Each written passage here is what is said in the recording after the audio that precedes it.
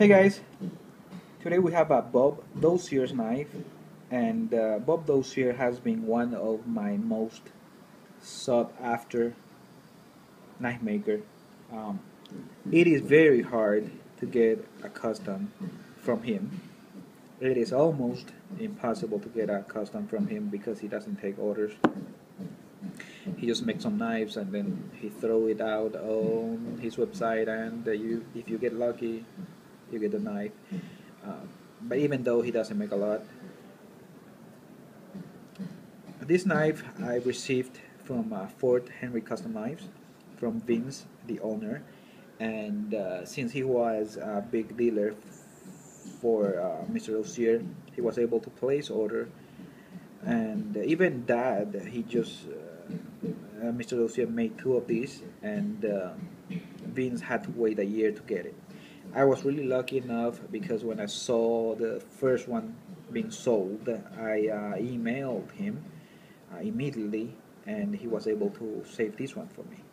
And I was very grateful, and excellent transaction with Vince.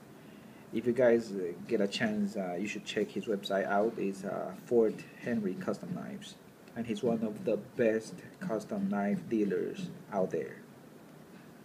Super fast, and he gets a lot of rare knives. Okay, and the price, it's reasonable. It's not unlike few other custom knife maker who jack up the price. His price really reasonable for the knife, this type of knives. Um, Mr. Dozier is one of the maker that I respect a lot. Um, I like his philosophy of knife making, and I like his character. I have never had a chance of meeting him personally, but I have read a lot and watched videos about him. So I really like him. The knife it's called a Buckhunter, and it's one of the more aggressive designs, uh, if not the most aggressive design from Mr. Dozier. Mr. Dozier makes a lot of Skinner type folders, which has a rounder or less pointy tip, um, because that's his main design. And I like his knife, but I was never able to get one. Most people who buy his knife tend to use them, so they don't sell it aftermarket neither. So it's a pain getting one of those years custom knives, and it is even harder. It's even harder to get a full titanium uh, folder from Mr. Dozier, because it's just near impossible to get. You don't see this. Most of the knife you see, it's his more common liner lock folders.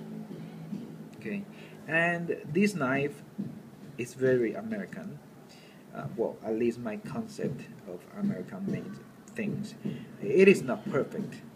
There are things that can be done to make the folder better to my liking, but it is excellent, and it is built in a way that it is virtually very unlikely to break the knife. Okay, the thoughts, the designs that Mr. Dozier has on this knife, on this folder, is just different than the other custom knife makers, and I will tell you guys why. Okay, so let's start with the tip, or let's start with the blade. It's a 3/4, well, 3/4, yeah, 3/4 hollow grind using Mr. Dozier's favorite steel, which is D2.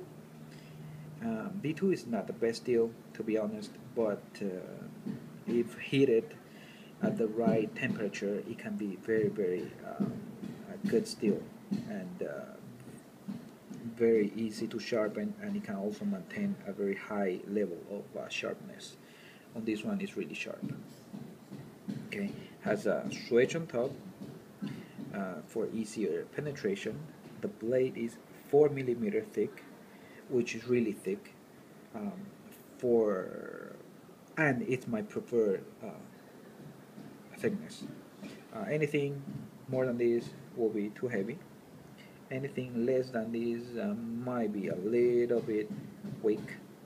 Uh, but for 4 millimeter, most custom knife maker, they don't use 4 millimeters. They use a little bit less.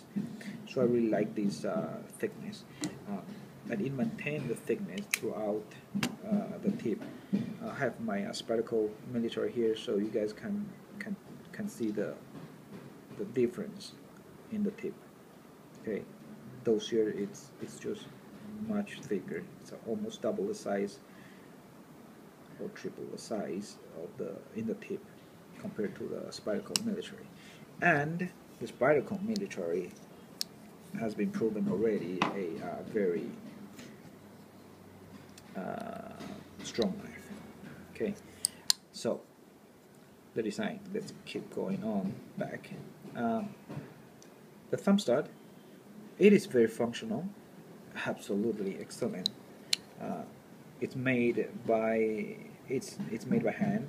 You can see because of the file work on top of the thumb stud, and it is very aggressive. Also, it catches your thumb, and you will not let go because you see all these like spikes. It's been flattened, but you can still feel the spike, and you see this little screw. Yeah, it is a screw. Mr. Dozier drill, and the thumb stud, and had the screw went through, and it literally went through because you can see the screw. It's not the prettiest thumb stud, I can tell you, but it works, and it gets the job done. Okay, it also works as a blazed up pin. Yeah, blazed up pin. You don't see any stop pin there when it's in closed position, so it works as it has a dual job. The Jinping. This is the most aggressive Jinping of all my collection. The Jinping is so aggressive, I think when in closed position you can actually cut wire with it. It's just aggressive, but it works because when your thumb is on top of this Jinping, trust me, before your thumb slides, it will tear a piece of meat off your thumb. So as a Jinping, it works fine, sharp, but it doesn't cut your finger or your thumb. It doesn't cut, well, unless you want it to cut. Okay, so that's another really well made and pretty distinctive compared to other custom Jinpings. Most people made it like a little bit more sophisticated, but Mr. Dozier made it to work. Blade centering, perfect. No movement when closed, absolute none. No movement when opened, very solid lockup. It uses these tiny pivot. For me, it's tiny because I have seen bigger pivots, and but it works also. It's flat, so you don't get a lot of dirt or whatever in between. The the the the the how do you call it? It is not perfect fit. Uh, the pivot to the titanium scale, because you can still see some spaces between, but it works, and the blade has not moved since day one. So, and I have been playing pretty extensively with this knife. When I'm watching movie, I just like it to open and close it, open and close it, open and close it. The blade has not moved, so that pivot is really well made, and it's easy to disengage it. The scale, oh okay, and the blade has this little tiny flipper. This tiny flipper doesn't work. It's there for you to prevent uh, the cutting of your index finger. So that's the main job. This tiny flipper. When closed, you can actually see the flipper here, but you won't be able to flip it. Trust me, never. Let me see if not even shake your hand. So that's the function of this tiny flipper. The scale is made out of very thick titanium. I love it. This titanium is just very thick and very strong, and it's been blasted really nicely. All the edges are contoured, and it is very symmetrical also. Yeah, that's my phone. And there's nothing bad I can say about this titanium scale. Works really fine. You can hold it really nicely in your hand. It will not slip because of the curved section here. It grabs your pinky finger, and this part grabs your index finger. Okay. The cutout here, it's a little bit sharp. Once again, something that I would prefer it to get fixed, but it doesn't affect the function of the knife, so really no need to do any changes on that. Big lanyard hole there, you see, which works too.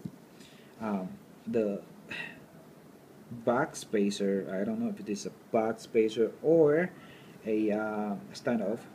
I will call it half-half. It's very functional also. Not the most prettiest back spacer slash standoff found in a custom knife. I think it's a piece of G10, but I don't know if you can see, but it has a cutout on the lower part of the titanium, and it has been drilled through with a screw, so this thing will not move, and it is light, and it feels really nicely on the back. It doesn't bother you, and it works. So that's it's just nothing I can complain about this thing, because it works, and that's my my idea on American design knives. Not the best. It can get better, of course, but it just works. I mean, you cannot destroy this piece of G10. It's impossible to destroy this piece of G10, and it's sunk, so it will not move. Great design, very rare design. The clip, it's really long. Not my favorite clip, but it works also. What can I say? It's a tip down only, no tip up. But it works fine because it's not a low right clip, so you get enough space to pull this knife out. The tension is not very high probably because of the length of this clip, but it sits very quietly in the pocket. It will not come out, not because of high tension. It will not come out because of this space between this large clip. So for it to come up, you really have to push, and usually you don't do that. Okay, So again, not the best design, but works perfectly. What can I say? And then we comes to the most interesting part, which is the liner lock.